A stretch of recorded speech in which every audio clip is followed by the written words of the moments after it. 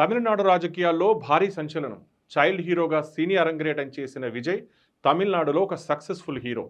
Cine hero నుంచి రాష్ట్ర CM కుర్చీ వరకు దళపతి విజయ్ జర్నీ ఇప్పుడు దేశవ్యాప్తంగా హాట్ టాపిక్ అయింది. డిఎంకే, అన్నా డిఎంకే లాంటి దిగ్గజ పార్టీల మధ్య ఎలాంటి అలయన్స్ లేకుండా ఒంటరిగా బరిలోకి దిగిన టీవీకే పార్టీ ఇప్పుడు సంచలన ఫలితాలు సాధించే దిశగా దూసుకెళ్తోంది. మొత్తం 234 అసెంబ్లీ స్థానాలున్న తమిళనాడులో మ్యాజిక్ ఫిగర్ 118. ప్రస్తుతం ట్రెండ్ చూస్తే విజయ్ పార్టీ 115 నుంచి 120 సీట్లు గెలిచే అవకాశం ఖచ్చితంగా కనిపిస్తోంది. అయితే ఒకవేళ పూర్తి మెజారిటీ రాకపోయినా కాంగ్రెస్, లెఫ్ట్, పిఎంకే లాంటి పార్టీల మద్దతుతో విజయ్ సీఎం కుర్చీపై కూర్చోవడం దాదాపు ఖాయమన్న చర్చలు వినిపిస్తున్నాయి. అయితే ఇక్కడే అసలు ట్విస్ట్ ఉంది. విజయ్ గెలిస్తే అది సాధారణ విజయం కాదు.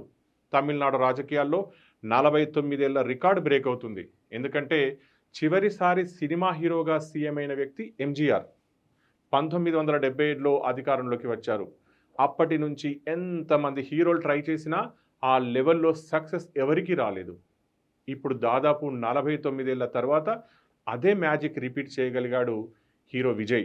సినిమాల్లో కోట్లాది ఫ్యాన్స్ను సంపాదించిన విజయ్ ఇప్పుడు ఆ ఫ్యాన్ బేస్ను ఓటు బ్యాంకుగా మార్చి రాజకీయాల్లో కూడా అదే రేంజ్ హిట్ కొట్టాడు. ఇంకా ఆసక్తికరమైన విషయం ఏమిటంటే టీవీకే పార్టీ పెట్టి 2 సంవత్సరాలు కూడా పూర్తి కాకముందే అధికారానికి ఇంత దగ్గరగా రావడం అంటే అది చిన్న విషయం కాదు.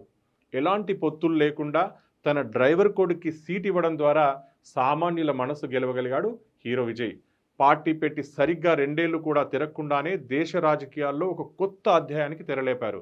రాజకీయంగా ప్రత్యర్థుల ఎత్తులను తిప్పికొట్టి ఎన్ని అడ్డంకులు సృష్టించినా అంతే వేగంగా తెలివిగా స్పందించి మరింత ముందుకు దూసుకెళ్లాడు హీరో విజయ్. పొత్తుల వల్ల రాజకీయ ఒత్తిళ్లకు తలొగ్గి సామాన్యుల ఆకాంక్షలు నెరవేర్చలేనేమో అని సొంతంగా దూసుకెళ్లాడు. ఏది ఏమైనా తమిళనాడు రాజకీయాల్లో విజయ్ రాజకీయ విజయం ఒక పెద్ద మార్పు కాబోతుంది. దీనిపై మీ అభిప్రాయం ఏంటో కామెంట్ రూపంలో తెలియజేయండి.